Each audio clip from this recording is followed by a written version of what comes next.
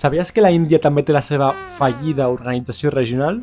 Avui parlem de la SARC, l'Associació Sud-Asiàtica per la Cooperació Regional. La SARC va ser fundada als anys 80 quan els líders de la regió van veure necessari començar a cooperar per fer front als desafiaments comuns, amb l'objectiu de promoure la cooperació econòmica i cultural entre els països del sud de l'Àsia. La Índia, com a membre fundador i la major economia de la regió, té un paper fonamental i crucial en aquesta organització. L'organització està formada per 8 membres, que són el Pakistan, Bhutan, Bangladesh, la Índia, Maldives, Sri Lanka, Nepal i l'Afganistan. La SARC s'ha trobat diversos problemes, entre ells conflictes polítics i desastres naturals, el que ha acabat comportant la seva inactivitat des del 2016.